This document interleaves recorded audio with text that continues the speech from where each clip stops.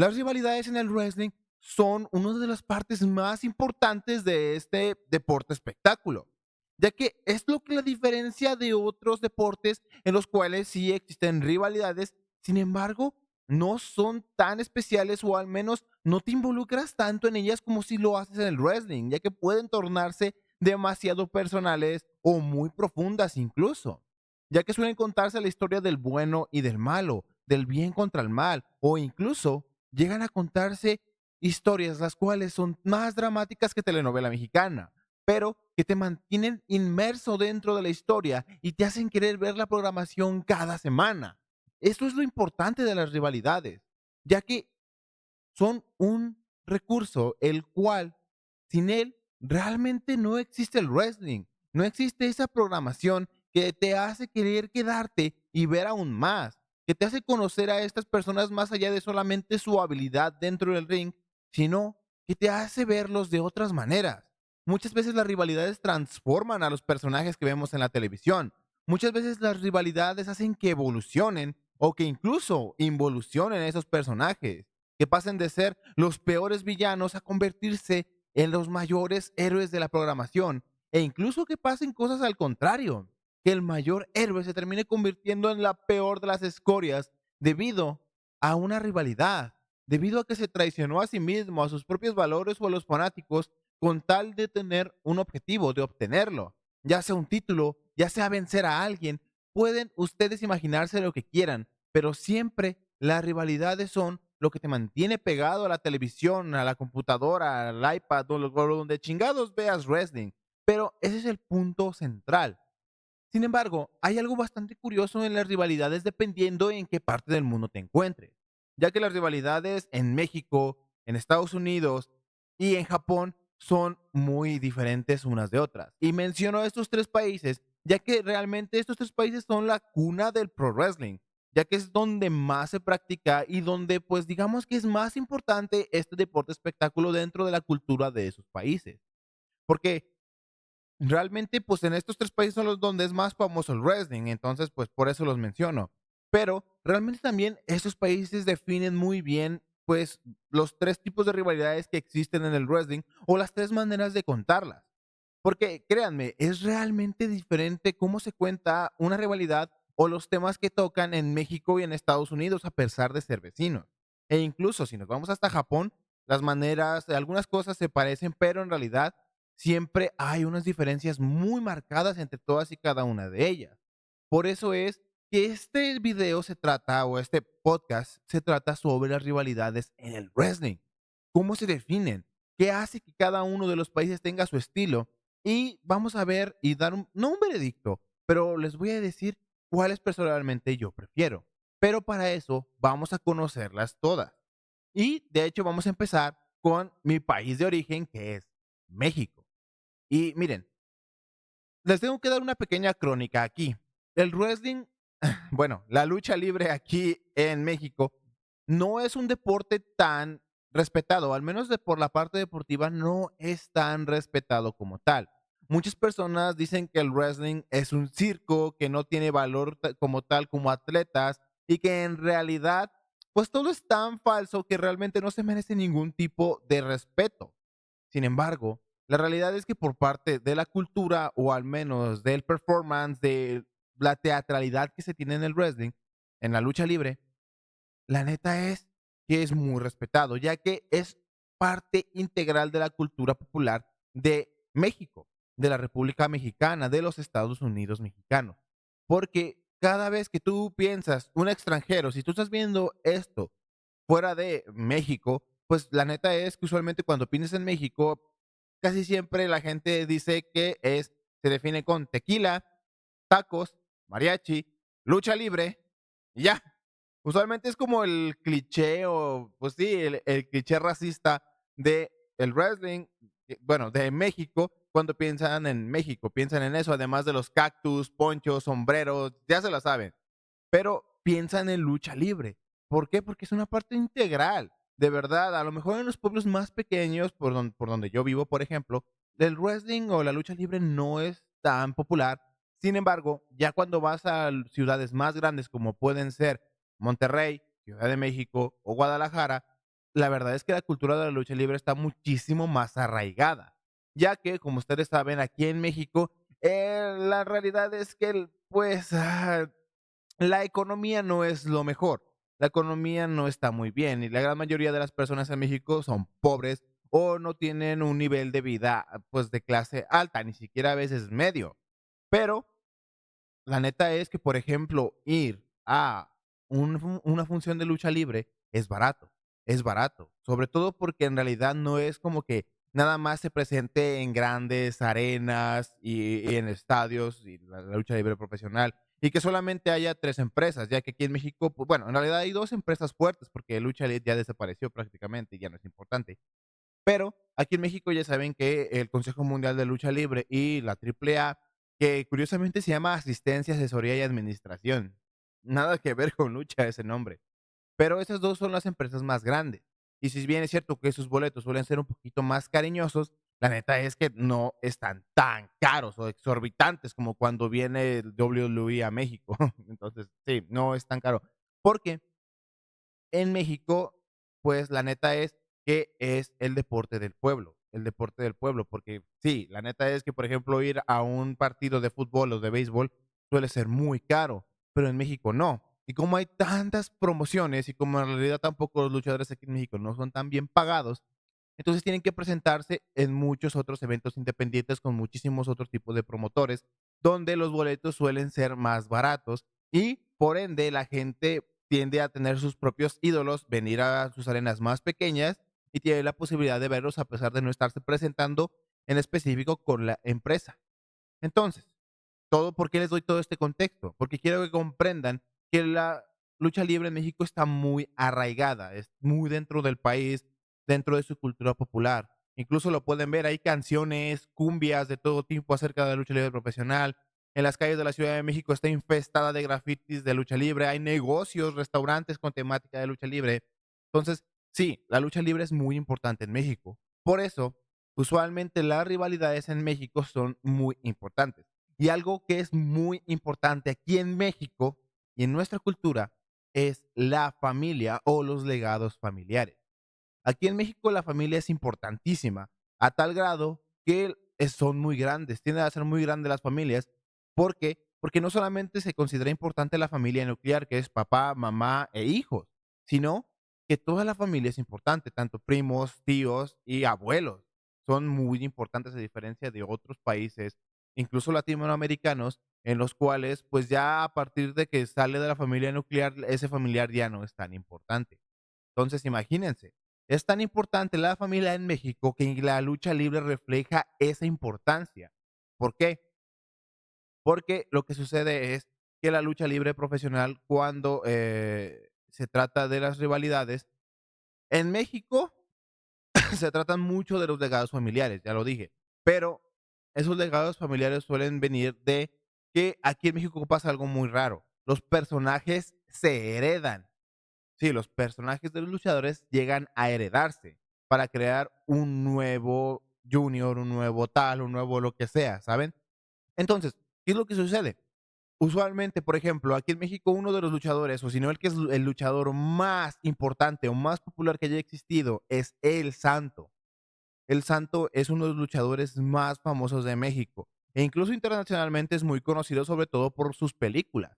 Pero aquí cuando él decidió ya casi, casi, pues prácticamente retirarse debido a su edad, él ya tenía un hijo, el cual tomó el manto y se convirtió en el hijo del santo. Y no, no crean que nada más dicen que ahora es el santo como tal, sino que literalmente su nombre como luchador es el hijo del santo, ¿ok? Entonces, el hijo del santo heredó el manto, heredó también bastante de la popularidad de el santo original, por lo cual él siguió con ese legado familiar. ¿Y saben qué? El mayor rival de el santo era el luchador llamado Blue Demon. Sí, Blue Demon. Entonces, ellos dos tuvieron un hijo. Bueno, digo, ¿qué estoy diciendo? Blue Demon tuvo un hijo, pero un hijo adoptivo. Este se terminó convirtiendo en Blue Demon Jr., que se convirtió en el rival de el hijo del santo. ¿Ya ven por dónde van las cosas? Entonces, La rivalidad que sostuvieron sus padres se terminó extrapolando hasta sus hijos, los cuales siguieron con esa rivalidad durante muchísimo tiempo. No fue tan intensa como la de sus padres, pero se sabía que esa rivalidad estaba ahí. Otro ejemplo muy cabrón que les puedo dar es Dr. Wagner. No sé si conocen a Dr. Wagner, muchos de los que no son tan metidos dentro de la lucha libre de México, pero es uno de los luchadores más importantes de la historia de México y uno de los mejores, sinceramente. Ese vato es cabrón para luchar y sigue luchando y dando buenas luchas. Este tuvo algunos familiares y tuvo un hijo que es el hijo de Dr. Wagner Jr. Este güey tenía una rivalidad con L.A. Park o la Parca original. L.A. Park y Dr. Wagner Jr. tienen una rivalidad de años, la cual nunca se ha podido concretar en una lucha de máscara contra máscara y realmente nunca se va a poder dar porque pues Wagner ya perdió la máscara. Pero estos tuvieron hijos. L.A. Park tiene dos hijos y pues el Dr. Wagner Jr. tiene un hijo también, el hijo de Dr. Wagner Jr. Y la Parca tiene a L.A. Park Jr. y el hijo de Elia Park. Y esa rivalidad nuevamente volvió a retomarse con sus hijos.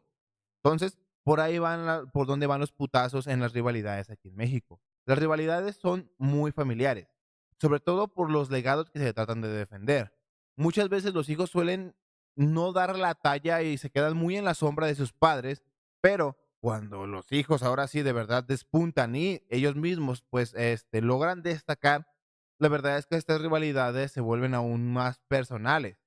Porque miren, las rivalidades aquí en México son muy también de deporte. No suelen traer cosas tan personales a la arena, por decirlo así, arriba del ring. No suele haber tanto drama personal respecto a cosas personales o cosas del pasado, sino que muchas veces se limitan a que el luchador tiene un legado que defender o tiene que defender su máscara o su cabellera. Muchas de las rivalidades aquí en México empiezan como algo deportivo, algo muy deportivo de que tú eres mejor que yo soy mejor que tú, peleamos, luchamos, tú me ganas algunas luchas, yo pierdo algunas luchas y todo así, ¿me entienden? Y resulta que a veces suelen escalar, porque las luchas suelen escalar bastante, se vuelven violentas, se vuelven muy sádicas, pero ese es el punto. Poco a poco van subiendo las rivalidades hasta llegar al punto en que ya la lucha que más cabrón se puede dar y que más valor tiene y que más significa es una lucha de apuestas. Pero no hay ese elemento dramático personal donde la vida personal del luchador viene a tener algo que ver dentro del ring. Esto sobre todo es debido a que los luchadores, pues usualmente aquí en México son enmascarados o muchos de los más famosos son enmascarados. Entonces, lo que sucede es, como su vida personal no se puede extrapolar al ring, porque sería revelar su identidad y por ende, pues darle la madre a su personaje y faltar el respeto a la tradición de la lucha libre profesional, ¿qué es lo que sucede? No se puede utilizar ese tipo de recursos. Por lo tanto, se suele recurrir más a una violencia un poquito más explícita, a una violencia muy pues, sangrienta, la verdad, pero el elemento personal no está ahí. Por lo que sencillamente a la hora de los putazos, la verdad es que o sea, aquí es donde se ve que el orgullo mexicano está cabrón, porque se está defendiendo un legado y además se está defendiendo pues a uno mismo. Uno quiere demostrar que es cabrón y que es un buen luchador y por eso lo das todo sobre el ring. Por lo cual el orgullo lo es todo aquí en México. Tanto el orgullo familiar, el orgullo de tu máscara, el orgullo de tu cabellera. Porque hay luchadores que nunca pierden la máscara y luchadores que casi nunca pierden la cabellera. Entonces, porque sí, usualmente el spoiler es que la persona que apuesta su cabellera contra alguien que apuesta su máscara, usualmente pierde el que tiene pues la cabellera y la pierden varias veces. Entonces, ya saben. Pero creo que incluso el perro aguayo original, no, nunca perdió la cabellera, ¿eh? No sé si me equivoco, corríjanme si ustedes saben, pero creo que nunca perdió la cabellera. Ese güey era cabrón, les estoy diciendo. Pero por ahí va el punto. Las rivalidades en México no suelen llegar a un punto personal hasta que se tiende a incluir esos legados familiares. ¿Por qué? Porque de hecho hubo una ocasión en la cual el hijo del perro aguayo luchó en un torneo del Consejo Mundial de Lucha Libre en el que se celebraba la figura del santo. Cuando gana el torneo, le dan una placa como reconocimiento, pero la completamente destruye, así cabrón, lo destruye el premio que le dieron, porque para él el mayor luchador y el mejor de la historia es el perro aguayo, su padre. Esto desencadenó una rivalidad cabroncísima entre, pues, el hijo del perro aguayo y el hijo del santo. Una rivalidad que llegó a ser muy sangrienta. No tuvo un final como tal, al menos no uno satisfactorio, pero ahí es cuando el elemento personal ya cae, porque hay algo detrás, hay un background que conocemos. Tal vez no conocemos su verdadera identidad, tal vez no conocemos a su familia como tal, pero conocemos a su padre, una figura importante, lo cual hace que la rivalidad se vuelva personal cuando irrespetan a tu familia. Entonces, ya ven, o sea, las rivalidades en México suelen ser muy curiosas, suelen ser muy simples, suelen ser muy a lo que ves, al chingadazo. No suele haber grandes giros de trama como en reality show, porque no los necesita. En realidad, muchas veces hasta se tiende a tomar como una falta de respeto que sea tan caricaturesco, una rivalidad, al menos aquí en México. Y usualmente cuando las rivalidades quieren subir de tono, pues usualmente van contra el orgullo. Y ese es el punto. Las rivalidades en México son de orgullo. Si eres orgulloso, si quieres defender un orgullo, si quieres defender un legado, tú mismo estás construyendo tu propio legado, lo cual quieres ejemplificar con tu máscara, con la figura de tu máscara, o con tu cabellera, o con incluso los títulos que ganas, pues entonces también defiendes tu orgullo. Las rivalidades, que les repito, no suelen ser tan personales, son más profesionales de orgullo, de ser más el más cabrón. Entonces, suelen irse por ese lado. De hecho, Triple A es el que más mete elementos personales o más sobrenaturales, incluso en sus rivalidades. Sobre todo, por ejemplo, la rivalidad del cibernético y muerte cibernética, ahora el Mesías o Gilbert el Boricua o Ricky Banderas, como usted lo conozca, no, Mil Muertes también, o King Muertes en MLW. Entonces, ese es el punto. Poco a poco vas conociendo que pues Triple A también mete muchas cosas, ahora sí más dramáticas, como por ejemplo, hubo una ocasión en el cual secuestraron al hijo de la Parca en una triple manía, creo que fue en la 19, que el stable de Cibernético secuestró al hijo de la Parca, porque pues Cibernético es su ahijado, y esto lo ayudó a vencer a la Parca en una lucha en equipos. O sea, aquí sí suele haber más drama, más giros de tuerca y más desmadres, pero realmente como pues por llamarlo lo tradicional mexicano, suele ser que no sea tan dramático este asunto. Triple A toma muchos elementos de la lucha libre norteamericana y por eso suele pues tomar esos elementos y mezclarlos con lo que se hace aquí en México de la lucha libre mexicana, pero digamos que no es tan común, no, al menos no es lo tradicional, por decirlo así. Entonces sí, con eso terminamos como con esta parte de las rivalidades pues de los Méxicos, cómo se llevan a cabo. Las rivalidades en México no son tan dramáticas, pero sí suelen tener mucho orgullo detrás, lo cual hace que sean a veces incluso hasta más satisfactorias o incluso te enganchen más por eso mismo, porque no hay esos elementos que a veces pueden rozar en el ridículo, sino que van más hacia el orgullo de una persona o el honor de una persona. Entonces, creo que por eso tiene su encanto, la verdad. De hecho, la lucha libre japonesa va por los mismos tiros, ¿saben? Del orgullo, porque ya saben, en Japón el orgullo, el honor es algo muy importante. Pero las rivalidades en Japón son un tema muy curioso, ¿saben? Porque miren, la cultura japonesa es rara. La cultura occidental y oriental no tienen nada que ver. La verdad es que la cultura occidental tiene su estilo, la cultura oriental tiene el suyo, y a pesar de que vivimos en el mismo planeta, parece que son dos planetas diferentes o que venimos de planetas diferentes y convergimos aquí en la Tierra, porque de verdad la cultura oriental no tiene nada que ver. O sea, no importa qué te cuenten o cuántos documentales veas, hasta que no vayas ahí te vas a dar cuenta de por qué la cultura oriental es tan diferente. Yo nunca he estado, tampoco no me quiero ver mamón, nunca he estado en un país oriental, pero los amigos que he conocido, que han vivido allá, que de los cuales te comunicas, ellos mismos te lo dicen. Eh, Ellos no saben nada de nuestra cultura occidental y realmente nosotros tampoco sabemos nada de su cultura oriental. Entonces, a veces comprender o querer entrarle a la lucha libre japonesa es un tema muy complejo, sobre todo si te has acostumbrado o eres muy arraigado al estilo norteamericano de lucha libre profesional o de wrestling. Porque incluso un dato que se me fue a decir al inicio del video es que la lucha libre profesional se conoce con diferentes nombres en cada lugar. Pues en Norteamérica es wrestling, pro wrestling. En México y Latinoamérica es lucha libre profesional. De hecho, ¿cómo se llama? En Japón es Puroresu. Entonces, imagínense, es muy, muy, muy diferente.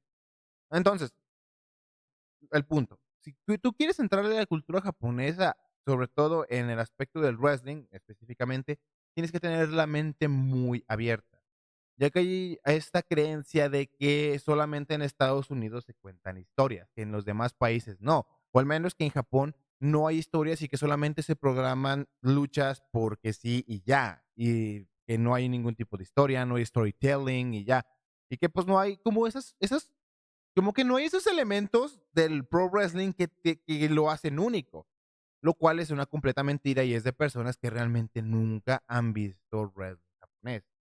En Japón hay rivalidades, hay historias, pero las historias se cuentan de manera muy diferente, ya que México y Estados Unidos tienen algo muy en común. Las historias suelen ser muy inmediatas. La gran mayoría de las historias son muy inmediatas. Hay historias que sí tienen su long term storytelling que le encanta decir a los pinches mamadores, aunque no comprendan qué verga significa. Pero sí, usualmente en México y en Estados Unidos las historias son muy, muy, muy, muy, muy, muy, muy, ¿cómo decirlo? Muy inmediatas. Se desarrollan muy rápido y terminan muy rápido, e incluso tienden a ser muy herméticas.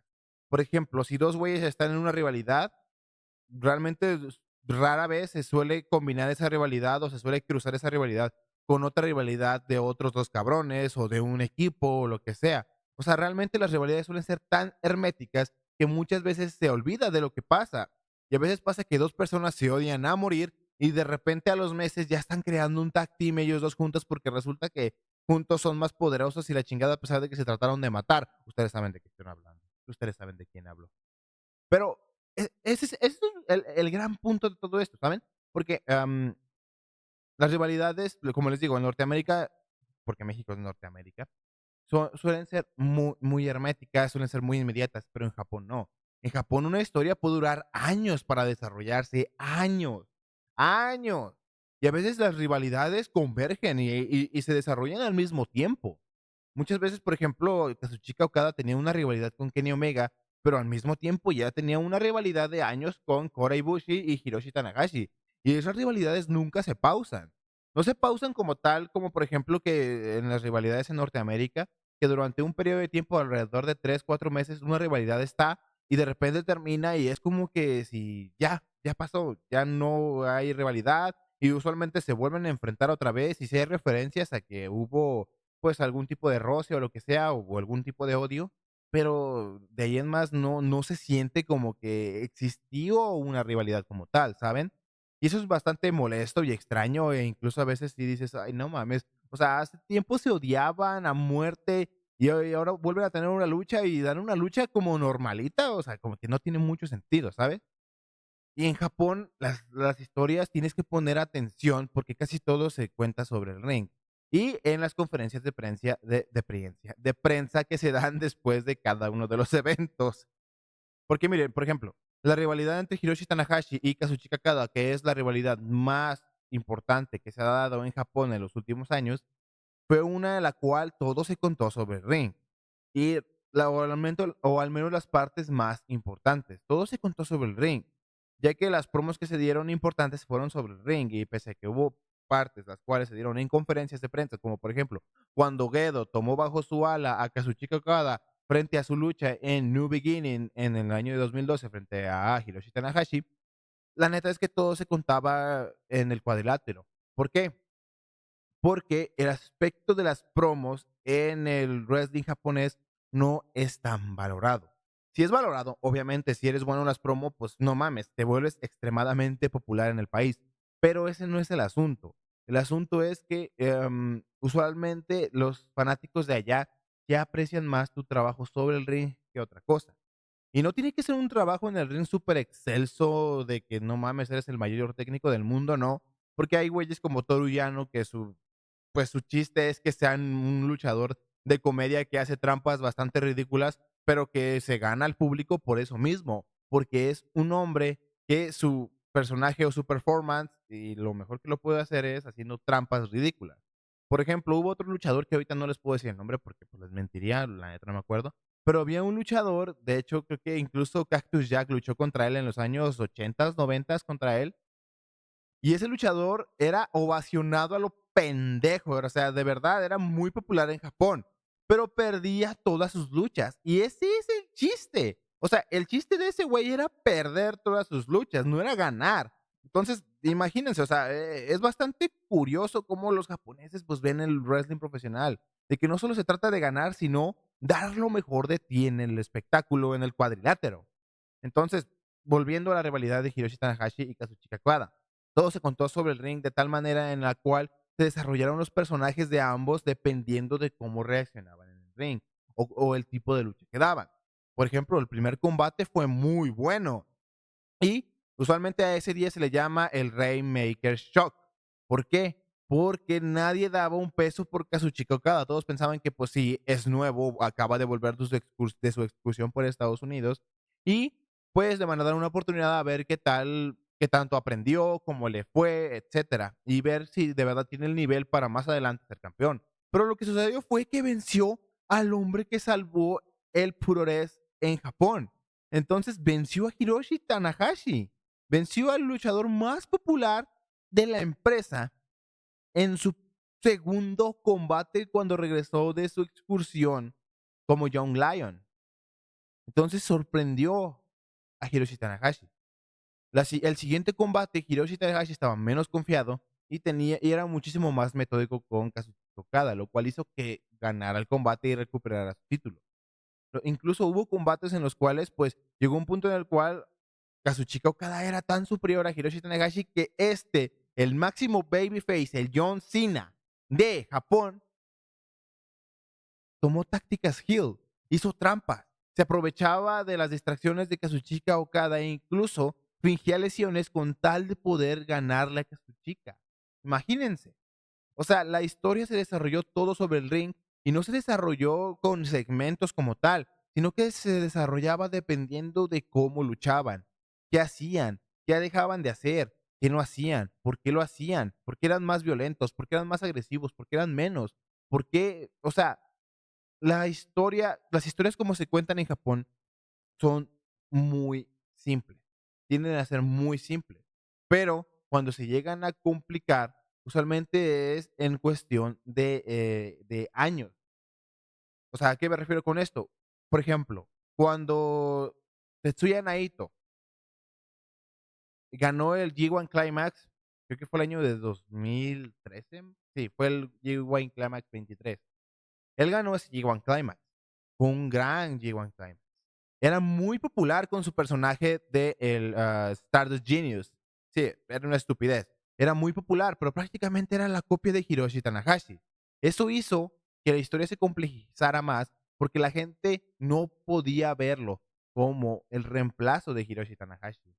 No se podía volver tan popular como él. Si quieren que les dé un ejemplo, Roman Reigns. Roman Reigns era prácticamente lo mismo. Hiroshi Tanahashi, John Cena, Roman Reigns era pues prácticamente lo mismo. El güey tenía que ser el reemplazo de John Cena como la cara principal. No pudo hacerlo porque pues realmente ese no era su personaje y se sentía muy forzado. Pues Tetsuya Naito igual. Prácticamente pues él perdió toda su popularidad. Incluso llegó al punto en el cual cuando él entraba a los lugares nadie reaccionaba. Créanme, nadie reaccionaba. Cero. Se podía escuchar hasta la pinche pintura secarse. ¿Por qué? Porque nadie reaccionaba a Tetsuya Naito. Aquí es donde su historia se complejiza, porque resulta que se va a México, se vuelve parte de los ingobernables, se vuelve un heel completo, regresa a Japón, abre su sucursal de los ingobernables de Japón, se vuelve extremadamente popular, incluso durante mucho tiempo es el luchador más popular de New Japan Pro Wrestling y incluso él odiaba el cinturón intercontinental. Lo odiaba a tal grado que cuando lo ganó solo quería ganarlo para destruirlo y lo azotaba contra todos lados, paredes, pisos. Él lo pateaba para llegar al ring, lo lanzaba por los aires, o sea, no tenía ningún tipo de respeto por el cinturón, pues, intercontinental. ¿Qué es lo que sucede? Pues que él poco a poco se gana tanto la popularidad del público que no importa qué tan malvado o qué cosas despreciables haga, el público lo adora, lo ama. ¿Y qué es lo que pasa? Que se gana tanta popularidad que cuando vuelve a ganar el G1 Climax de 2017, o sea, 4 años después, vuelve a ganar el G1 Climax. Imagínense, llevamos un gran tramo que pasaron muchas cosas importantes, que ganó el campeonato mundial, el campeonato pesado de la IWGP en ese lapso, pero no fue tan importante pues esa victoria, porque la verdadera victoria debía de ser en el Tokyo Dome. ¿Qué es lo que sucede? Llega el año de 2018, ya se vengó del campeonato intercontinental, ya derrotó a Hiroshi Tanahashi, que fue quien lo humilló y le robó el main event, porque en el año de 2014, no, 3, no, sí fue 14. En el año 2014, imagínense, en Wrestle Kingdom 8, Naito era tan poco popular que incluso con una persona tan popular como Kazuchika Okada, no se pudo arreglar y la gente no quería ver a Tetsuya Naito pues, en el ring junto a Kazuchika Okada por el campeonato pesado. Entonces, ¿qué fue lo que pasó? Hicieron una votación y pues Hiroshi Tanahashi y Shinsuke Nakamura le roban el main event a Tetsuya Naito y el campeonato intercontinental está en el main event y no el campeonato mundial pesado. Qué putada, ¿no? Pues entonces ya se vengó pues, de un cinturón, ya se vengó de un viejito y ahora debía de ganar en el main event. ¿Y qué fue lo que pasó? No ganó. Tetsuya Naito no ganó en el Tokyo Dome. Sí, eso fue lo que pasó. Y después fue hasta 2 años después, en el Tokyo Dome, ahora sí, que gana algo muchísimo más grande. Gana el Double Dash Gold, que es el campeonato intercontinental y el campeonato pesado de la IWGP, los junta y los unifica, ganando ambos cinturones en Wrestle Kingdom de 2020. O sea, imagínense, 2020, desde el año de 2014 hasta incluso 2013, hasta el año de 2020, Tetsuya Naito no había logrado su objetivo de ganar, no lo había logrado su objetivo de redimirse hasta uf, sí, 6 años después. 6 años después es hasta ese momento en que Tetsuya Naito logra lo que parecía imposible, su redención. Fue humillado muchas veces en ese lapso y los fanáticos nos encabronábamos porque pensábamos que estaban utilizando muy mal a Naito, pero en realidad estaban construyendo ese gran momento poco a poco. O sea, Tetsuya Naito hizo cosas importantes, ganó muchas veces el campeonato intercontinental, estuvo en rivalidades importantes, pero ese objetivo final, esa historia principal, por decirlo así, no se concretó o no se dio un final satisfactorio hasta el año de 2020, 6 años después. Imagínense. Y así son las historias en el World Wrestling japonés. No suelen ser tan inmediatas. E incluso muchas veces son muy contrarias a lo que usualmente se hace en el wrestling americano, en el cual las cosas avanzan de manera muy rápida, muy, muy, muy, muy rápida. Y de hecho los fanáticos solemos ser muy, muy, muy tóxicos porque no se nos da gusto con nada en realidad. No importa que nos den lo que nosotros queríamos específicamente, hasta eso no nos va a gustar. Entonces, imagínense entrarle una persona al wrestling japonés, estando acostumbrado al wrestling americano y su manera y su modus operandi. Y darse cuenta que, por ejemplo, volverse tan fan de Tetsuya Naito en ese lapso en el cuando volvió en el año 2015 a New Japan Pro Wrestling con su personaje de Ingobernable que se volvió extremadamente popular. Imagínense volver en ese punto. Por curiosidad conoces pues el pasado de Naito, te vuelves tan fan de él y que en realidad tengas que esperar y llegas a ese Wrestle Kingdom donde pierden el main event contra Kazuchika Okada, quien prácticamente es la cara de la compañía, es el John Cena ahora es, pues sí, ahora es el John Cena de New Japan Pro Wrestling y quieres ver ganar al rebelde y que no pase así, mucha gente sí se rinde con el producto, ¿saben? Y piensan que es una mala decisión de buqueo, que es una muy mala decisión y que pues el booking está muy mal. Pero en realidad lo que no se dan cuenta es que se está contando una historia, la cual, a pesar de su simpleza, tiende a ser más compleja dentro de pues, cómo se lleva a cabo, que una en el wrestling donde, pues, prácticamente te cuentan todo, pues, con palabras y no con lo que se muestra.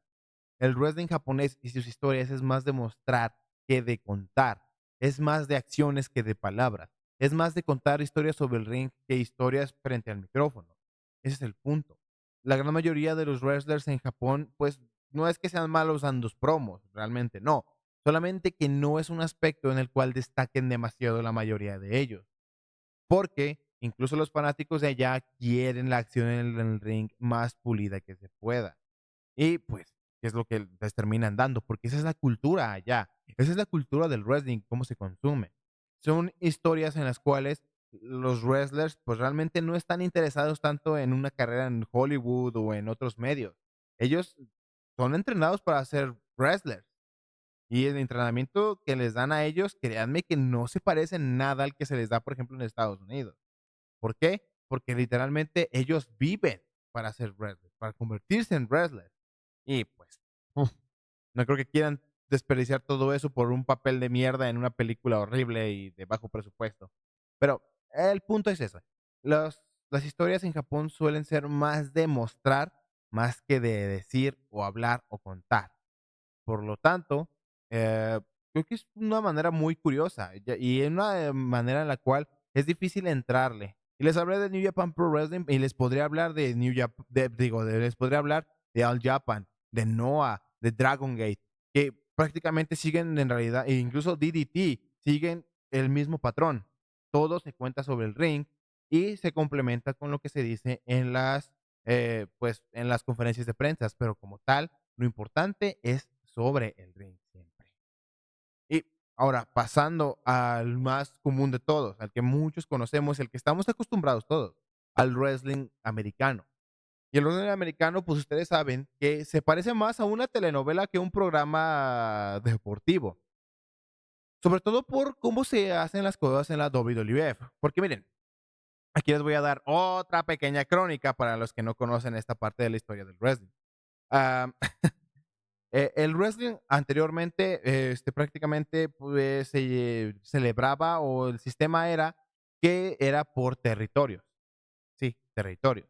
La NWA o la National Wrestling Alliance, hoy no busquen la NWA, es patético, pero antes de ser una promoción como tal, era un organismo rector. Durante mucho tiempo en el país había muchos campeones mundiales, ¿me entienden? Entonces, cada territorio tenía una o dos o tres promociones dependiendo, pero cada territorio de los Estados Unidos tenía promociones de wrestling y cada una proclamaba ser pues el campeón mundial verdadero. ¿Qué es lo que pasa? Cuando muchos de los promotores más poderosos del país pues ven que el wrestling está perdiendo mucho de su interés o que no está evolucionando como tal, deciden crear la National Wrestling Alliance. Ya se había intentado tener otro organismo rector parecido a la National Wrestling Alliance o la NWA anteriormente, ya se había intentado, pero debido a una lucha de egos, poder y dinero, realmente no pudo durar. Y la neta es que los promotores no le daban el poder como tal, porque no había nada que los hiciera respetar o seguir o acatar las reglas de ese organismo rector. Entonces, cuando se creó la NWA, se creó el campeonato mundial definitivo y se le pusieron bastantes reglas a ese campeonato mundial. La primera es que quien se convirtiera en el campeón debía de viajar por todos los territorios afiliados a la NWA.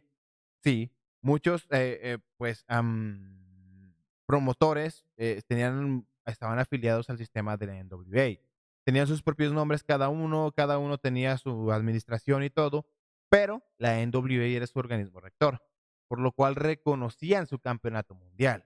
Entonces, el campeón mundial tenía que viajar por todo Estados Unidos, a todos los mendigos territorios y ser el mejor campeón posible para atraer números, para atraer ventas, para atraer asientos, para poner culos en esos asientos y pues para finalmente tener éxito. Entonces, créanme, sí, antes ser el campeón mundial de la NWA era muy complejo porque no solamente tenías que lidiar con tu propio público, tenías que lidiar con el público de cada uno eh, de esos güeyes que tenían un territorio de la NWA. Entonces, por ahí va la cosa. Gran parte de lo que hizo especial a la NWA era que, pues, muchas veces esos mismos territorios se reconocían entre sí mismos y muchos wrestlers eran conocidos nacionalmente. Entonces, ¿qué es lo que pasa? Tenían una manera muy tradicional. Se trataba como un deporte, era un deporte y se le llamaba pro wrestling. ¿Entienden? Pro wrestling. Sin embargo, en el año de 1982, Vince McMahon compra la WWF, el territorio más grande del norte del país y de Nueva York. Por lo cual, cuando Vince McMahon Jr. compra la empresa de su padre, él deseaba llevar al wrestling a algo muchísimo más grande, a algo más parecido a lo que pasa aquí en México, que está muy arraigada a la cultura pop. Pues Vince McMahon quería eso, quería volver parte de la cultura pop el wrestling. ¿Y cómo lo hizo? Fácil. Hizo que sus wrestlers se mezclaran con estrellas de cine, cantantes, hizo una alianza con MTV para crear varios programas y especiales. O sea, Vince McMahon se expandió nacionalmente por todos lados. Ya no solamente era el más grande de Nueva York, sino que comenzó a ser el más grande de todo el país, lo cual causó que la NWA perdiera gran parte de su poder, por lo cual su influencia se volvió muy pequeña. Por lo cual, si tú querías ser exitoso o querías ser parte de los chicos genial o de los chicos cool del pro wrestling, tenías que acatar la manera de trabajar de Vince McMahon, que era crear historias más complejas, al menos emocionalmente. Emocionalmente porque ahora sí se tenía bien definido a quién era el bueno, quién era el malo, además de las acciones que cada uno hacía. Las promos se volvieron muy importantes para promocionar, pues, valga la redundancia, los eventos, las rivalidades, las luchas. También ahí podías empezar a conocer a todos y cada uno de los personajes y ver sus personalidades, qué les gustaba, qué les disgustaba, etcétera. O sea, podías saber mucho de los personajes cuando estaban frente al micrófono, lo cual hizo que la manera de Vince McMahon se volviera tan famosa, se volviera el estándar, que todos empezaron a crear sus shows mediante el modelo de Vince McMahon. Ya no como un deporte, porque créanme, antes los niveles de producción, por ejemplo, de WCW eran malísimos. O sea, realmente parecía que a veces estaban en arenas muy grandes, pero parecía un puto granero porque, o sea, imagínense que nada estaba brandeado, solo tenían músicas de entrada, pero no tenían un set como tal y realmente no se veía bien. O sea, no era, por ejemplo, como All Japan Pro Wrestling, que en cierto modo esa estética más tradicional le daba cierto, no sé, le daba cierto aire como más prestigioso, ¿saben? Como más tradicional, pero bien, o sea, algo bonito, algo de respeto. Mientras que la NWA, WCW, porque pues acuérdense que estaban afiliadas, realmente tenían unos valores de producción terribles. Las cámaras, pues, no tenían los mejores ángulos, o sea, era horrible. Pero el punto es ese.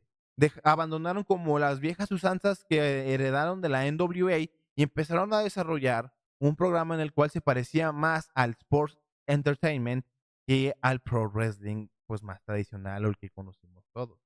Entonces, ese es el punto. En Estados Unidos las historias se empezaron a complejizar muchísimo más y más. Pasaron de imitarse al aspecto deportivo dentro del ring y pues dentro de la programación a empezar a tener injerencia como por ejemplo los hijos, las esposas, también por ejemplo cualquier tipo de valor de los involucrados, por ejemplo Ric Flair y Dustin Rhodes eran pues prácticamente la antítesis el uno del otro. Uno era un hombre excéntrico, que pues era que manejaba limusinas, robaba besos, pues estoy me estoy chingando la promo de Ric Flair, sí, pero como que me da mucha risa ahorita y no puedo, ay, no sé, pero él era la antítesis, era un hombre muy exitoso, era muy elegante, era muy excéntrico contra el hijo de un plomero. El hijo de un plomero y vivió una vida muy escasa y vivió una vida muy, ¿cómo podríamos decirlo? Ay, pues una vida que estaba muy lejos del lujo que vivió Ric Flair. Entonces, de ahí se complejizó muchísimo más la historia entre ambos, porque ya no solo se trataba de ganar el campeonato mundial de la NWA, se trataba también de, pues prácticamente defender sus modos de vida, defender sus filosofías. Que Ric Flair no tuviera el derecho de subestimar la filosofía y el modo de vida de personas como Dusty Rhodes, que no lo tuvieron todo fácil y que no nacieron en cuna de oro. A diferencia de Flair, que se creía mejor que todos los demás por ser un excéntrico de mierda, ¿verdad? Entonces, ese es el punto de todo esto. las rivalidades en Estados Unidos suelen ser muy dramáticas, muy dramáticas. Neta, hay ocasiones en las cuales de verdad son muy incómodas de ver a veces. No vamos a hablar, por ejemplo, de Katie Vick. Todos saben qué pasa con Katie Vick y si no saben, búsquenlo, pero no vuelvan aquí al canal a quererme contar qué es lo que vieron y a reclamar. Búsquenlo y ya. También, por ejemplo, ay, pues hay personajes que son más excéntricos. Por ejemplo, The Undertaker es un personaje realmente excéntrico, Mankind no se diga, siempre hay de todo. Realmente eh, en Estados Unidos tienen algo muy especial, incluso en México también pueden llegar a compartir eso, pero se da mucho más en Estados Unidos en el aspecto de que ese sentido del ridículo lo saben desactivar muy bien, haciéndonos como pensar que todo eso tiene lógica dentro del universo que se está viendo en la televisión, porque no mames, o sea, The Undertaker todos sabemos que no está muerto, y si no sabías, perdón, The Undertaker no está muerto. Y Mankind no vivía en cuartos de caldera, de verdad, ¿eh? Eh, Pero, ¿me entienden? El punto del wrestling como tal en Estados Unidos es contar una historia. Y The Undertaker lo dice mucho en su podcast Six Feet Under. Si no lo han visto, vayan a verlo. De verdad, es una joya de podcast. Pero ahí es el punto focal. En México las cosas suelen ser muy espectaculares. Hay muchos vuelos, muchos lances, llaves complejas. Es muy bello el deporte.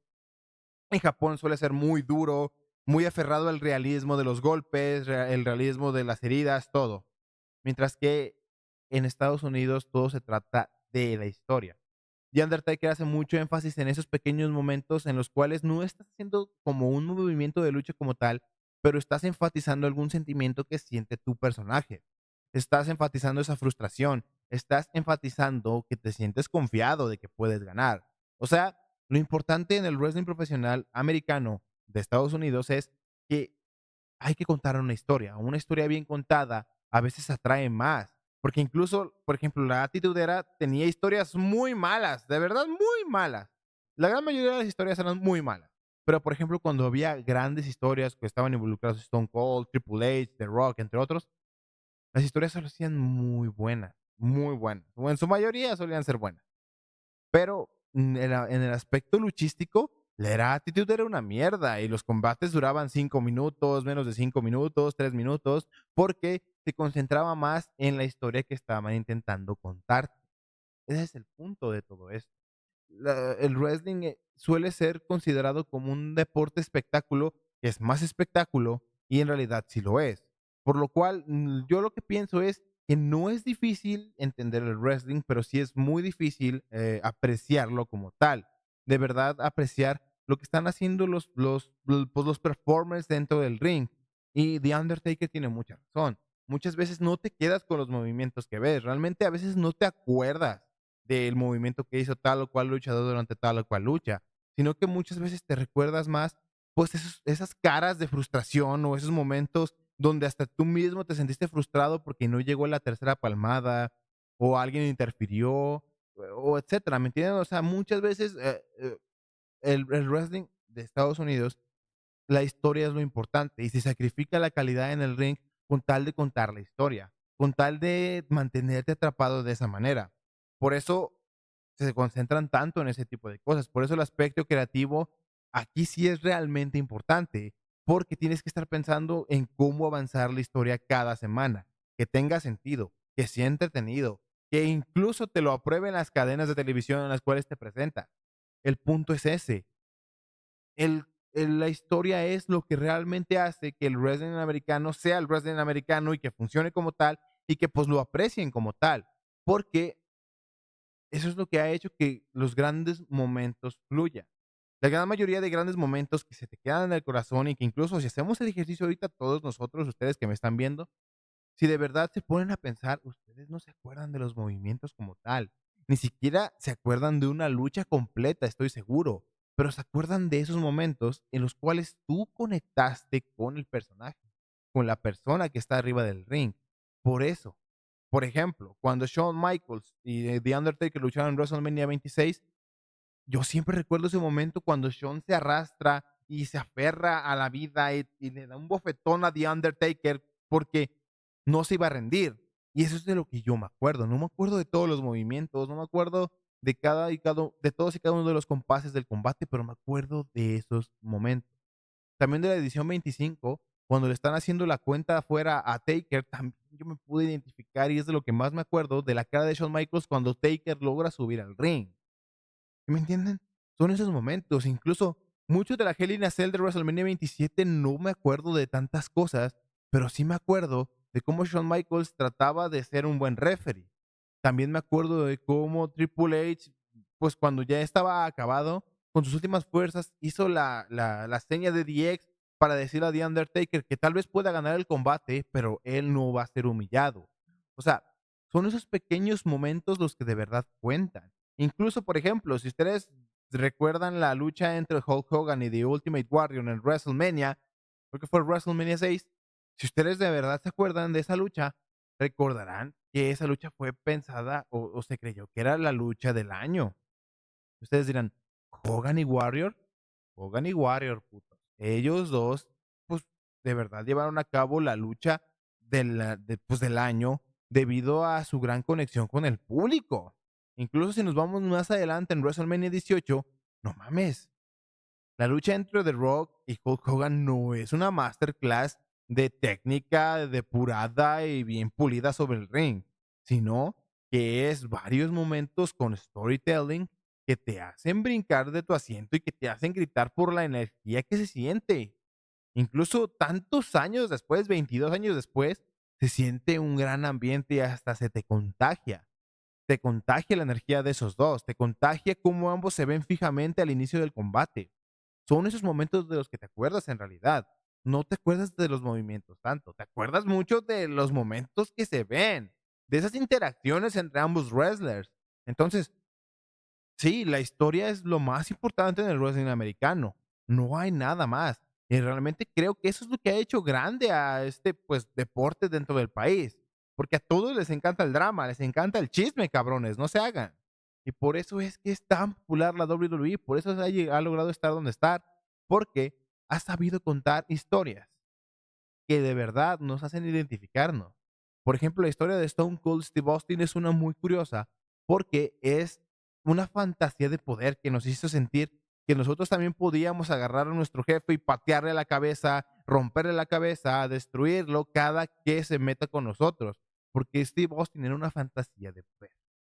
Entonces, si ven por dónde van las cosas, las novelas son lo más importante en el wrestling americano.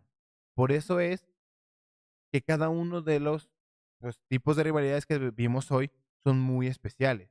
Uno no es mejor que el otro, sino que se adaptan a lo que su público les pide. Por eso muchas veces los wrestlers en México y en Japón no funcionan allá. ¿Por qué? Porque no son tan capaces de contar cierto tipo de historias un poquito más complejizadas, por decirlo así. No, complejo no significa, bueno, pregúntele a Vince McMahon, pero ustedes me entienden. Entonces, sí, esas son las rivalidades del wrestling.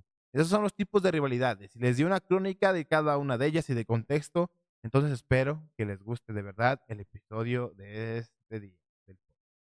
Nos vemos, banda. Y tomen agua.